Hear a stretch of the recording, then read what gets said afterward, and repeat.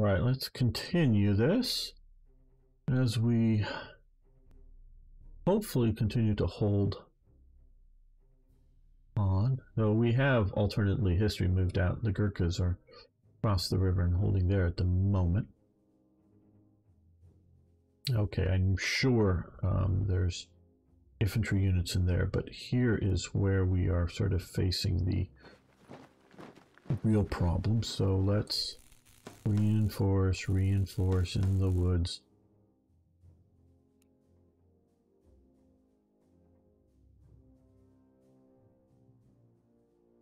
Okay, that's a Stu 42. We move up with these guys. Yeah, I think they'll... Oh, hello. Hi, Germans in town. Did I... okay.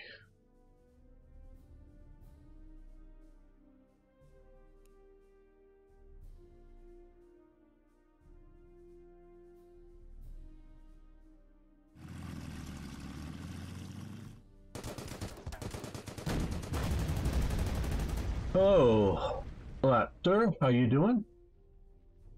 And still suck. Well, sorry to hear you think you suck, but it's more about fun than being the best. I don't think I'm anywhere near the best at any of this. Okay, well, let's see if we can be a little smarter than what we're doing. Okay, anti-aircraft gun, but we are high flying and some of those are very weak. So we're just trying to... Okay, we're running low on fuel, so we're going to head you back. I don't think we need an airstrike right now. Not that it wouldn't be nice, but we'll get you.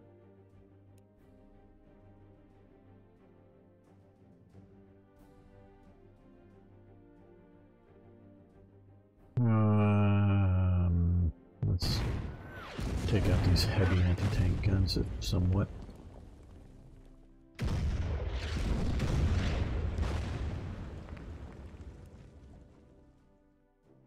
Inch these guys forward. Here we're going to just reinforce Patton. Yeah, we have the points.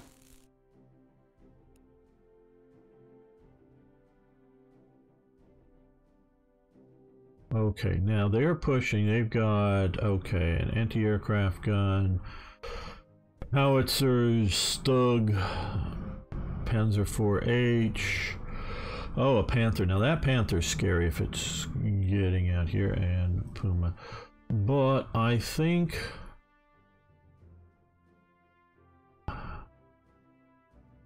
No, I think we can try to hold here a little bit more. So we're gonna... I'm going to get back in the water. Don't like doing that.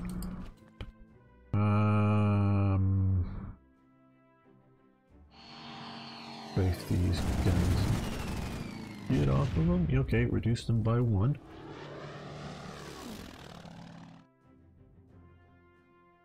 Yeah, well, I hope we can get the German holiday season over as soon as possible.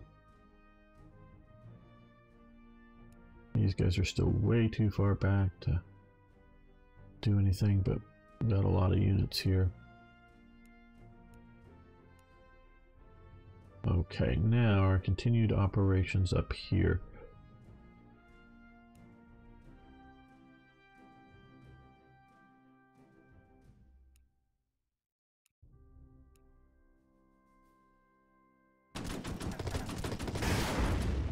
Take out that infantry. Just get it out of our headache ideas. Okay, they're in difficult terrain. These guys are in open terrain. That is not most ideal for them. These guys are also in open terrain, so we're going to move them into the woods. These guys are going to, yeah, come over here.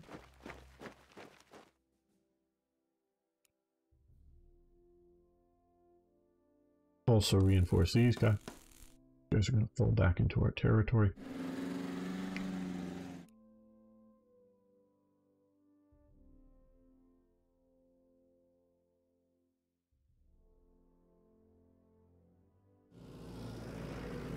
Come over this way.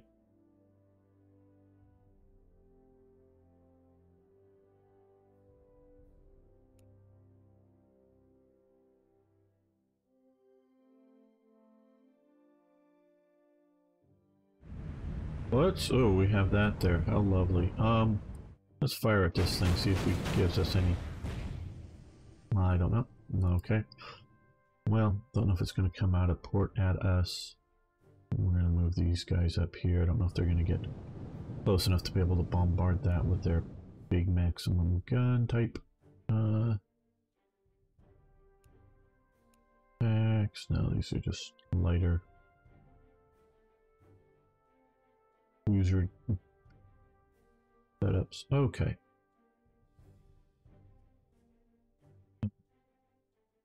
Our air again. There. There we go.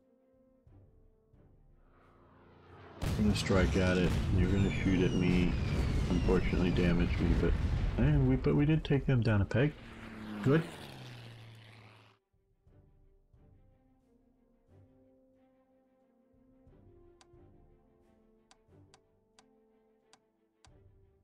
This is a good feature, but I'm using it less than I might. Oh, well, that's going to be a decent attack. Because even though they're dug in, they're on the river, and whenever you're on the river, it's not terribly great. The only reason because there's a flag here, and I can back him up with the anti-tank gun against the Stugs or other armor that may come up and say hello. Yeah, fly there. Yeah, exposed. There's a lot of stuff back here. I'm pretty sure there's a unit right there moving up towards here, and I'm pretty sure there's at least somebody in the town, but he's here to maybe swing around but also just sort of hold the side. Yeah, you keep there, you keep. Yeah, you keep there, I guess. There we go. Okay, other plane. Yep, I know it was going to be attacked. I'm just hoping to wear it down a little bit. No, no more, but still wearing it down overall. Is there a scenario in the campaign series West Front about the Battle of Normandy? Oh, there. Okay, I played once, but unfortunately, I accidentally did overwrite save files halfway. Bummer. I think it, oh wow, 1,000 turns. Okay, yeah, yeah. Overwriting part way, yeah, that would sort of be a thing, you know, meaning lot to replay. I like games like those. I quite honestly don't play them much just because time. You know, well, let's fly over here and see what we can. Okay, oh, they're there. Okay, well, whatever. Just time. Including partially to play those games reasonably well. Time to learn the games, quite honestly, is an element. Yeah, I wonder if this was a design. Specific design choice, because the shallows will keep my capital ships from getting close enough to be of much use. My less than capital ships, light cruiser, I don't know, our cruisers, capital ships, I don't know. Destroyers definitely not, but heavy cruisers, yeah, I would go, those are capital. I don't know, but it keeps me from coming over here, and probably, because otherwise maybe I'd come over here and just blast it all with artillery. But then, that seems like something you could do in World War II, so I don't know. I don't know why that's that way, Hannibal.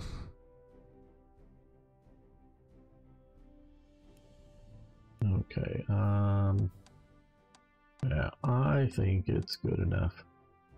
If you're playing a little more carefully than I'm playing, well, you can definitely do that.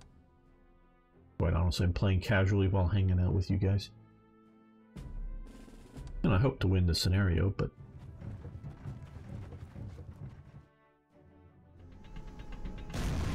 yeah. Oh, that's more punishment than I knew it was going to be. Okay. Well, it looks like they withdrew somebody off the map there.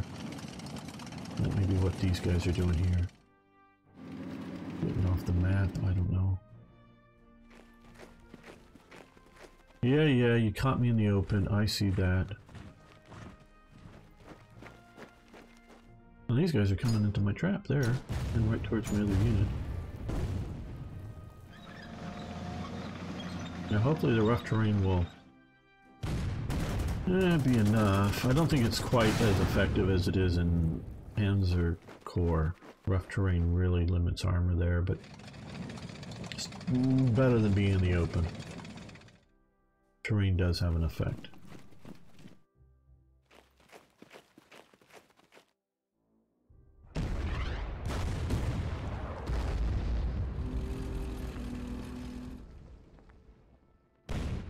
Yep, see, that's just what I wanted to have happen if they attacked me, is my anti-tank guns to help. May not be enough, but help. Ooh, that took them down by 4.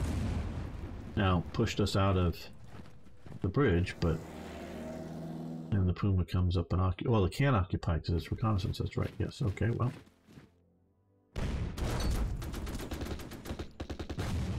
Pushes my infantry back, it takes them out, yeah. Well, fortunately, I have enough British points to buy new replacement units coming in. Oh, that wasn't filled? Oh, I thought that town was filled. Damn, I should have moved into it then. I thought there was an infantry unit there. But since they moved in there, that means there wasn't.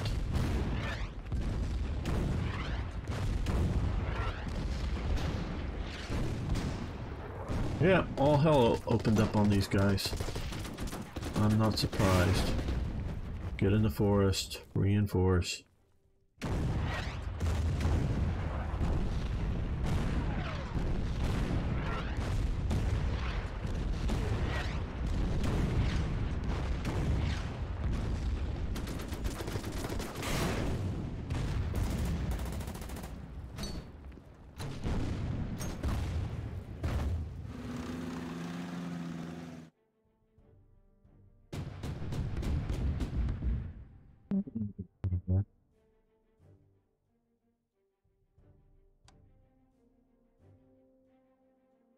Some crazy moment. I sometimes think about getting War in the Pacific, but I do have a life to run. Yeah, Beam Slam, I understand. That game also, again, looks great. It's just, you know, a wonderful, but time sink. You know, it really is.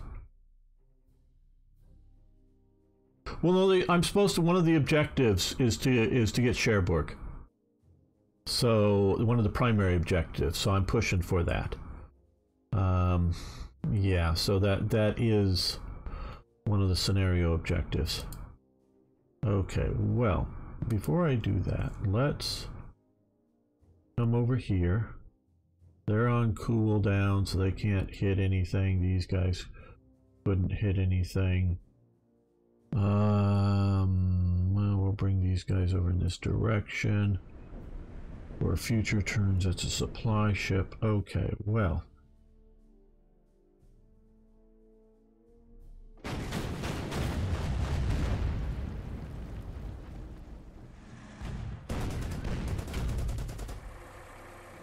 Push them out. Now, will that allow me to buy? I have 8 command points. Don't need... Well, do I want to do heavy? Yeah, no trucks. Purchase and... okay, yes, we'll resurrect a dead unit. Okay, I was sort of hoping I might be able to drop them into there. But, so we can see where all the supplies flowing in. These guys are cut off now. Well, you'll come in there. We'll hold here for the moment until we figure out what we're doing. Oh, close that.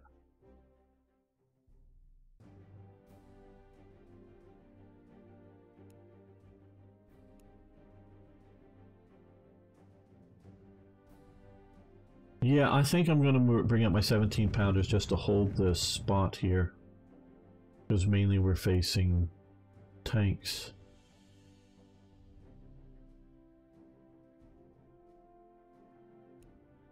That would be a... What we're going to do, we're going to put a lot of artillery right here. Notice I'm starting with the first ones out because I'll have the least range.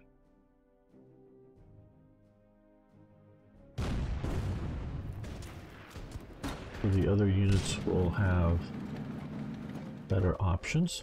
Okay, now we're back linked up, but also, even though we're out in the open here, we've got anti-tank gun support for any of the armored type units that decide to come after us. Well, we'll see if we can take down the strongest one a little bit. Nope. Okay. Canadians, just get these guys gone. Okay, now.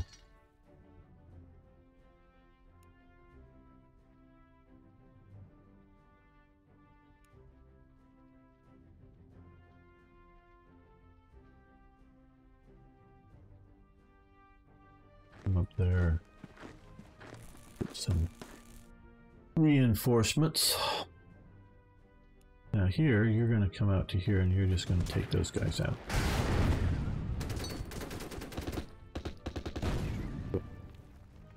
Stay right where you're at.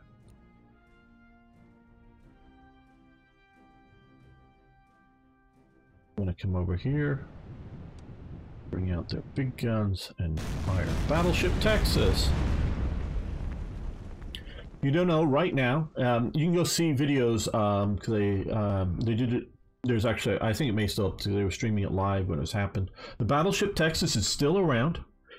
It is a pre-World War I. Or is it World War I built? I'm not exactly sure. I think it's pre-World War I or whatever. It's still around. Battleship Texas. It's normally moored. It still floats in Texas, near Houston. And recently they towed it around, and it's up on a dry dock right now, being worked on. Kept in good floating shape. It's not in sailing condition because, like I said, towed it, and they watched a nice the guy in charge of the Battleship Texas, maintaining it as a museum ship, walked along from the bow to the stern of the thing because it's up on a floating dry dock, so it's entirely out of the water.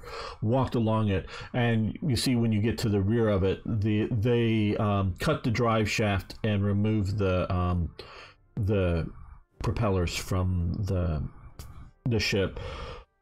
Partially as a preservation thing because of the galvanic action between the brass propellers and the iron of the ship, but it's still around, and so they moved it, and eventually, in however many months, once they get done, they're gonna tow it back. So it's still around if you want to visit it. I did many years ago, but I'd flown out to Houston. Cousins were living out there back in my 20s, and I went to sleep on the airplane, and when I woke up, I literally had blood coming from my nose because the pressure changes popped the blood vessel, and I was having headaches the whole time I was in Houston, and it was because I didn't adjust the pressure changes even though it was in a pressurized cabin. So it was, that whole trip wasn't, so going out to the Battle of Texas, I don't remember much of it, and it sort of sucked because I was in headache pain from that, sore for days. But yeah, I'd love to go see it sometime, but it's still around. Like I say, it's not like ready to sail or anything, but still a vessel around. Okay, can you reach? And again, with this game, if you don't move the vessel, you'll have better damage, likely hit probabilities, whatever. You're in range. Okay. In range? No. Are you in range? Nope. You are in range, and we don't even need to use your biggest guns. So we could. Let's just do it because it'll probably be whatever their 2 or 3 turn cooldown to slowly reloading. Okay, so now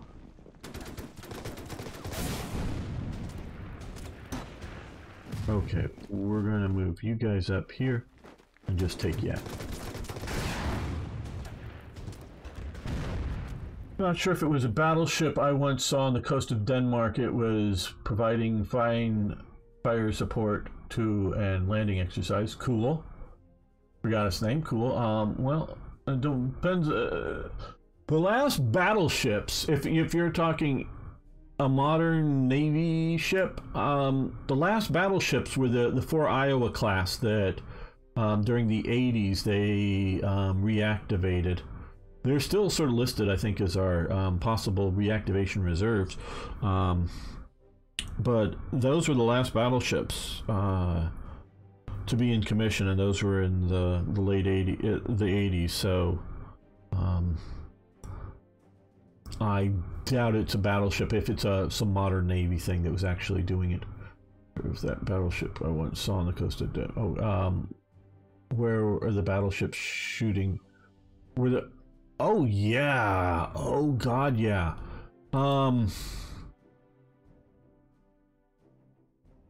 These ships have, I don't know, like 20-mile range, gunnery range.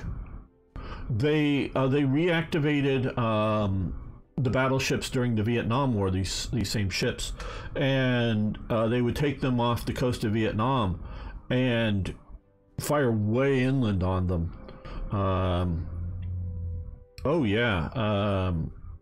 And they were hugely effective. Their 16-inch guns, that's the Iowa class. The only ships that had bigger, more effective guns was the Yamato, and maybe a sister ship with an 18-inch guns. But the biggest otherwise were the 16-inch guns, and probably about the best that were done. I mean, you might be able to argue it with some other 16-inch guns. I don't know. I'm not a great naval expert. Yeah, there is the Missouri, the Wisconsin, the Iowa, and New Jersey, I believe. But I may be wrong on some of those. The 4 of the last ones. Yeah, like 20 miles, 40 kilometers. Hello, Saxon. Good to have you here, Saxon 25. Yeah, so they're like 20 miles, 40 kilometers. Oh yeah, they are like, and they had.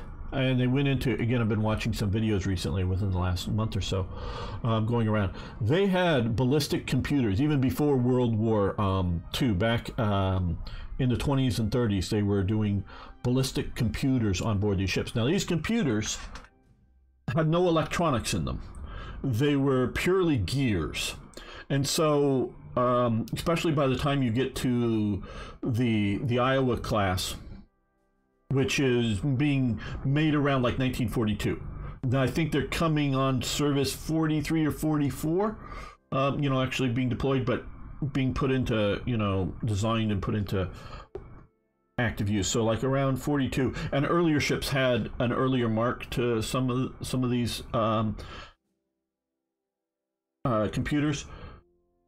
You would put into, and they had, big, all the way up on the tops of these mast things. They had big sighting, big rangefinder, shall we say, and sighting information. Then all that would send down information down into the heart of the computer.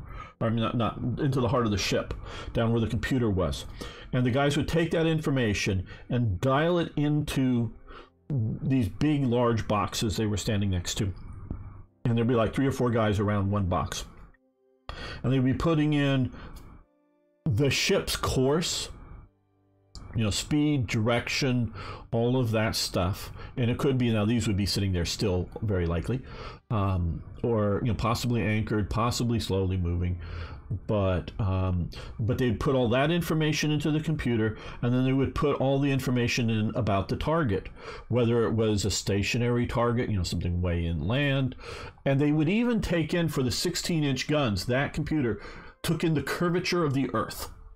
So, not like on a flat plane, but they took in the curvature of the Earth for taking it all out. And so putting in the range, various conditions going on, and they would put all this stuff in. There were thousands of mechanical gears. And one of the, I don't know if it was one of the battleship ones, but one of these computers in the 90s or the early 2000s, a team of volunteers took apart and get it back running properly. So in one of these museum vessels. is properly running. And so it would work to this day if you wanted to do it. But it's all gears, and they'd be able to test it to see if it gets out of time kind of thing without actually firing the guns, and to see if they need to go in and make adjustments because machines wear out, machines break. So you put all this information in, and then that gives or aims the guns. And these ships had gyro stabilized guns. So if you watch, see how this is sort of bobbing up and down because of the sea action here. If you look at them, you'll see the gun barrels going up and down.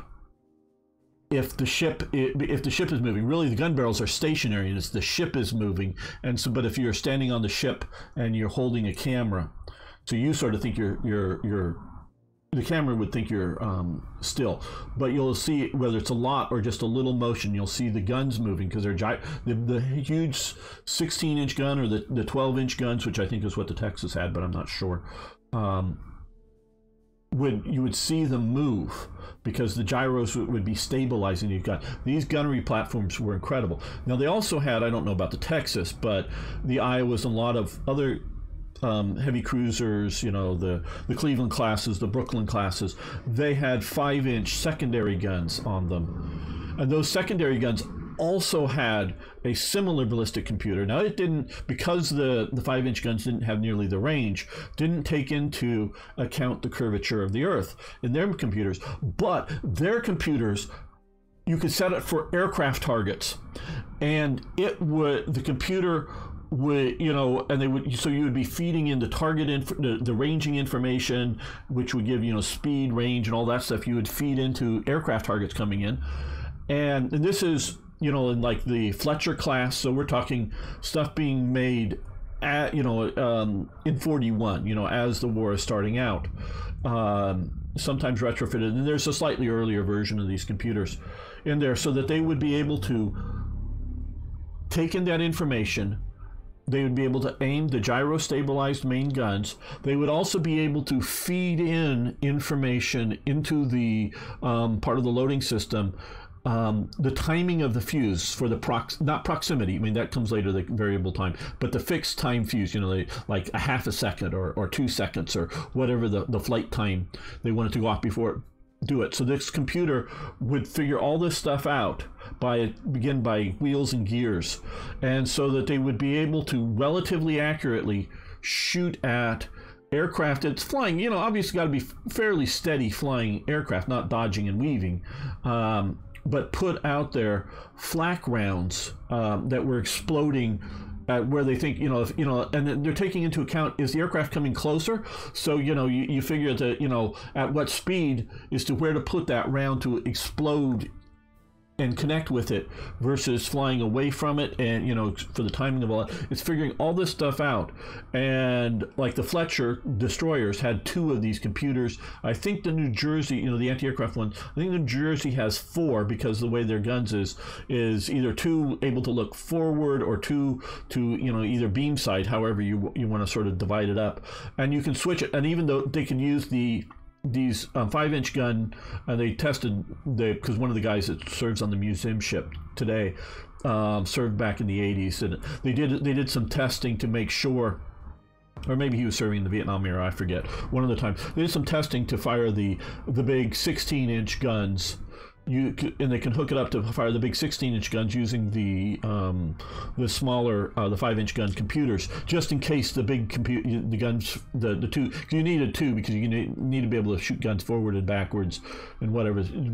I know I'm going to a lot of detail here, but to be able to if your other gun computer is knocked out, you can do the big guns with the other computer, but that computer wouldn't be taking in the curvature of the Earth. So getting way out at range, you wouldn't be as accurate. But that is why, and realize, basically the start of the war, the U.S. on these vessels have various radars. They had range-finding radars. They wouldn't go, wouldn't do the sort of sweep radars like you see in the blip, blip, as it goes around. It would you just sort of point it in a direction and get that, and it would give a precise, like to another ship out there, it would give a precise distance from a tall masthead radar. So it wasn't even on that was being fed into the computer, and that's all it would tell you is the range to target of another surface vessel that would do a radar return on it. And so you get instantly precise at night or at daylight or whatever. If there isn't, clutter from the background at night, night could still be a problem. Like we see some of the night battles in various closed-in waters in the Pacific campaign. But if you're talking out in the open, precise. So American gunnery, there were no computers on the planet that were quite as good. The Germans had some, the British had some, Japanese, they had some targeting computers, but not nearly this good.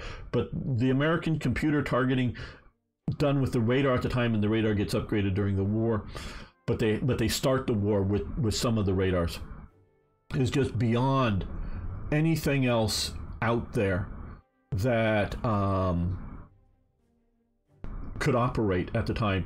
And so American naval gunnery, these platforms, even the old Texas, for shooting at just areas inland, is just going to be devastating. Naval gunnery is just something incredible, and yeah, you're just not going to get much better than that. Okay, sorry, let's catch up with the chat. Yeah, Missouri retired in 92. Thank you. I don't remember dates that well. It must have been that ship there. Yeah, okay, if you're talking 92, that's it. That would be the U.S. Those are the last battleships. Yes, hello, Harlock again. Mechanical computers, absolutely. Battleships from the 80th are equipped with a clock that can free the whole crew and take out the bad guys if it gets hijacked. Yeah. Let's see. We visited a beautiful lady when we were in Oahu. Oh, very good. Very good. Yes. I know there's one out there. We got a tour for 3 people on her. Well, very good. Yeah, I'd love to go out and see those sometime. I still think the battleship Cook's knife throwing abilities was more impressive than the computers or the fire control. Well, cool. I want the Atlanta class for the Pacific campaign. Yeah, they're pretty good, but yeah, I'm not like, I know the Atlanta. I'm not picturing it. I know sort of the Cleveland class light cruisers, Brooklyn light cruisers. I don't know all of the stuff, all the different classes, but yeah, they are an impressive pieces of machinery, and like I say, nothing on the planet during World War II comes close to their gunnery. Nothing. The U.S. had abysmal torpedoes until they got them finally fixed, but they had the best submarine torpedo guidance system, so they could hit you with a torpedo. Well, I say that. Well, maybe they'd miss you with a torpedo, but do so very accurately in that either it would run too deep under your ship, but precisely under your ship, but too deep to go off, or the magnetic exploders would fire off too soon, or if you undid them, they would neatly hit you and go, punk, hey, something just impacted the ship, but nothing exploded. So yeah, they were some of the best guidance computers done, and again, all mechanical. I mean, there might be some electrical powered servo motors in it or something. I don't know the details, but there were no like vacuum tubes or electric based parts. Okay, now do I come down here? No, because I was seeing if I was going to catch him, and no, I'm not. So we're going to come back this way to the road here. And I have to look, as you guys know, I study World War II. Not that I'm some great historian who knows all the details or anything, but I study it. I study it very seriously. Okay, well, I don't want to hang out in the woods. So Patton's going to drive over here, and he's going to shoot up at these guys.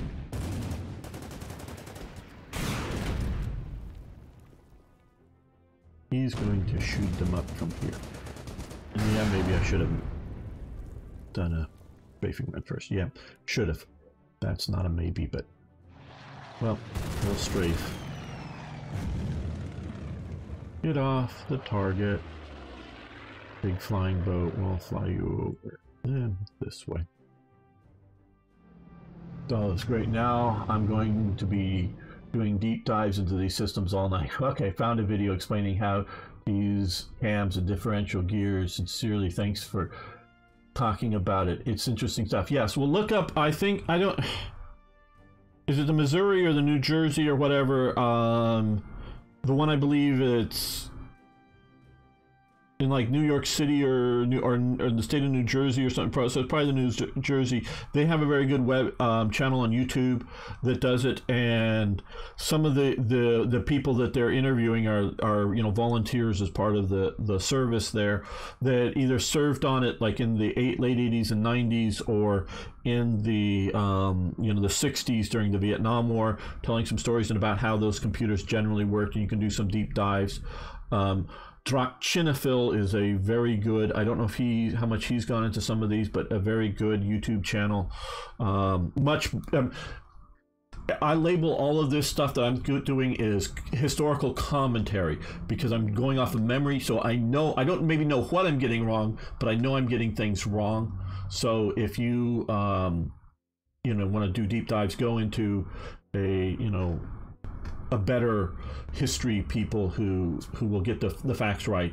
Now I do make mods, and sometimes I do prepare have notes, have Wikipedia or whatever open, so I'm giving you the good history. But when I'm mostly playing and do this, I call this historical commentary, so I'm sure I'm getting stuff wrong, but you can dig into it and find it. Now I find this stuff fascinating, as you can tell. Okay, we did see the infantry move into RL, so I'm not going to push into there. These guys are going to come back over here because we want them out of the river.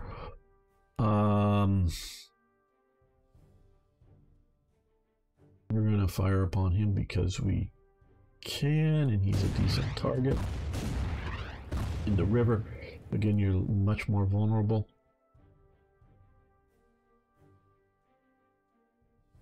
Yeah, I think we'll try to continue to degrade. Yep, find another one.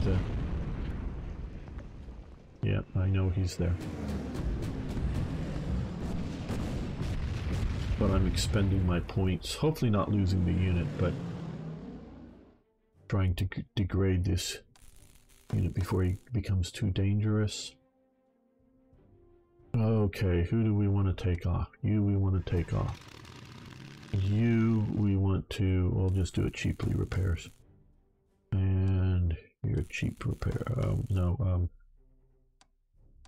We can only upgrade or repair one per turn, because again, this is just an airstrip and not a full base.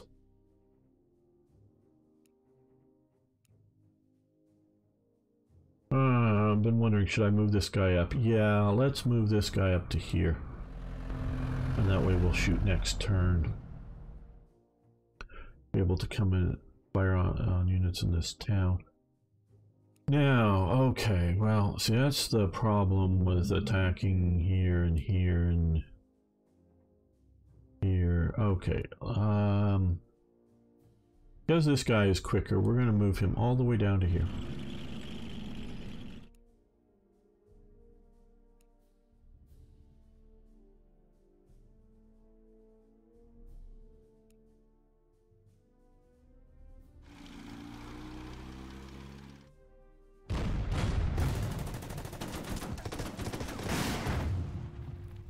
Okay, that hurt us, but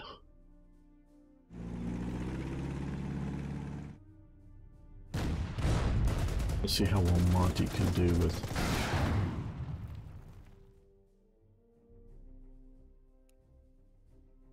Not the aircraft. Oh, the aircraft. Ooh, okay. Okay, hold on. Okay, now they're hopefully not going to see that I've landed here, meaning, to bombard this. Hopefully they don't see that well enough. Yeah, bridge fights are tough. These guys here, okay, they moved. We're gonna move you up there. Again, being supported by that unit. And so like I say, I study World War II, and I want to understand not just all of the, I don't know, facts and figures of history and all the details, and some of those are really cool, uniform details, gun details, all that stuff, but also the whys. Why victory? Why defeat? Why the wars happened? Could the Germans have won? And I say yes there, and it's a long, and you could say, well, because of, yeah, well, the way it plays out, they didn't. But if you look at the facts and figures and all the stuff, you can clearly see, the Germans had no chance to defeat France and Britain and Belgium, as an allied group. Oh, they might be able to take out Belgium, yeah, but they can't defeat France. Well, they do. Okay, so, and again, if you've been around, warfare is a political act. Politics is perception. So the perception that you're winning or the perception that you're losing can be what causes the victory or the defeat. So it is not just on the idea of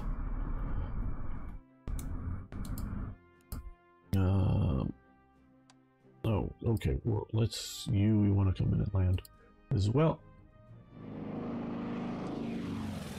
So, like, why did Hitler adopt that silly mustache? Well, that's a different question.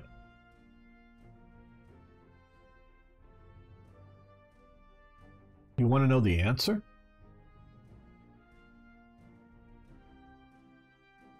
I don't know. I don't have the answer. I will tell you,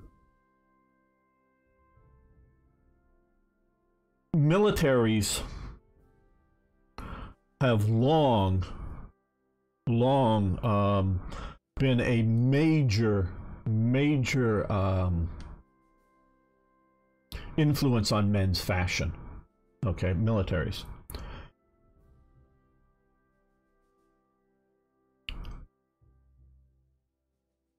It used to be, in, say, the 19th century, particularly, beards were in fashion. For young men or for old men, beards, mustaches, goatees, some countries more or less in Europe, but beards were in fashion. In World War I, after World War I, beards are out of fashion. Yes, some old men will have beards, but a lot of those old men are predating World War I, and they're continuing whatever their outdated, shall we say, fashion of hair. Why do beards go out of fashion? And why are they back in fashion somewhat today? It's the military. Well, the root of the war comes all the politics. Well, yeah, but he had a big razor which did not fit under his nose. Well, that's an element of it, is why it's a mustache and why it's small. The reason almost all the only like French military unit in the most of the 20th century still had beards were French Foreign Legion sappers. But the reason beards are removed is because of gas masks in World War I. Because they wanted a clean-shaven face to be able to fit with a gas mask and create a seal. So gas attacks, gas masks are what push the clean-shaven look, and that stays until the second half of the 2000s, and it is the Afghan. We are now being influenced by the Afghan look because a lot of our special forces and other units to look manly enough to the Afghans that they were dealing with, not to necessarily hide amongst them, but to be, men instead of just boys showing up, they would grow out their beards. And so I would contend the military and that change a lot is why we're having hippies, counterculture rebels in the 60s or something started to grow back beards as a counterculture thing, as a reaction to the military. And that's an anti sort of military statement, but that is clean shaven, wasn't just like for discipline and look good and cleanliness. It was gas masks setting up there. So, you know, so it's true.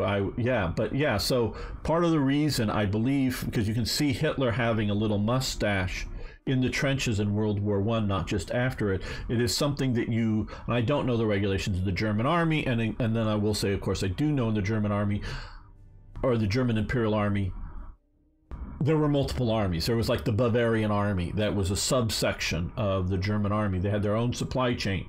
Yes, they got the same, they adopted the same rifles as the main Prussian-based army, but the whole Bavarian, and Hitler was a member of the Bavarian army as part of the German army. Another member of the Bavarian army was Rommel, the Bavarian mountain unit in Rommel's case.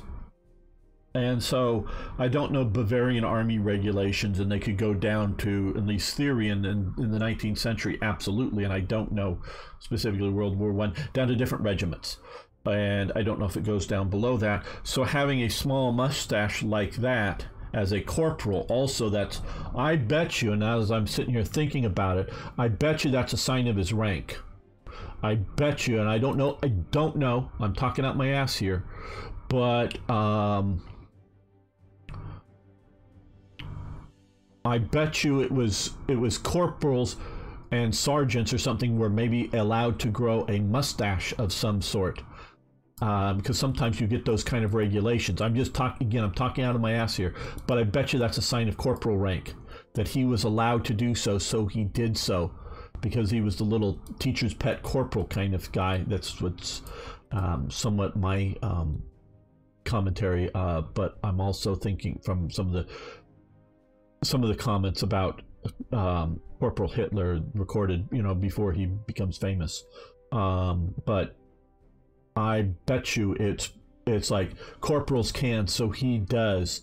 So I bet you that goes back to his corporalness. So I think I figured it out. I think he's doing the silly mustache because he was a corporal, so he wasn't just a private. So when he's walking around in the trenches or doing his stuff, people can immediately see, hey, I'm a corporal and not just some other private kind of guy. If you don't know who I am, because he's allowed. But I'm just guessing maybe everybody would have been allowed to, in his unit, to grow a little mustache that would still allow a gas mask to come on or something. I do not know. Hello, I'm trying to read it, sort of an odd tone. Didn't the British sniper soldier almost kill Hitler in the trenches and killed his friend? I don't know about that, and I'm sorry. I'm trying to read your what's that? Toon Sidewood? I'm probably, because it's sort of an odd turquoise for me. I can hardly read your name on the chat here. Sorry. Yeah, I don't know that story. I'm not saying it's correct or incorrect. Toon Side Lad. Okay, there you go. That's better. Thank you, Toon Side Lad. Good to have you here. Thanks for being the first time chat here. But his beard was out of fashion in the 30s. Yeah, okay, but Hitler, by the 1930s, Hitler has developed a distinct style, a distinct look. So you're not going to, Mussolini shaves his head eventually to have that distinct look, partially because he's having a significantly receding hairline already anyways, but he shaves his head. I think by then it's part of his caricature, if you will, that Hitler has the little toothbrush mustache or whatever you want to call that thing. Yeah, I think so. One thing, for everyone who's hanging out here, if you haven't already, please follow the channel, because you can earn free games and DLCs from Slytherin. Just by following you earn Sliths, which are a type of coin, and you can redeem them, and you can scroll down to see how to do it all. You can redeem them as you just type in points that Wandering Bishop just did. And you can redeem those, like I say, for games and DLCs. And how to do it, again, scroll down and you'll see that, the details there. But I love streaming here for Slytherin TVs. but I also have my own YouTube channel, which I basically do this, play various war games and strategy games that are mostly historical and talk about the history around them and do tangents into other subjects often. So you might want to check out that. And I stream mostly on the weekends, but for myself here on Twitch. So you might want to follow my Twitch channel as well. But like I do say, do follow here, because it's not just me, it's a bunch of great streamers here that we have with each different sort of focuses and styles. So if you don't love me, you'll probably love Das Tactic or Richard or one of the others. So yeah, with historical commentary, yeah, I put that in the title as Hello Plastic Gangster as part of the description, because I'm going to present the game and play the game, but I also, part of my thing is to talk about the history around things. So really enjoy hanging out with you guys here, but we've gone slightly over, which isn't a problem because no one's following the after it. But well, thank you, Beam Slam. But I think we're going to end this live stream here. So do be sure to hit the follow button and also open up and check out my other channels. Do appreciate it.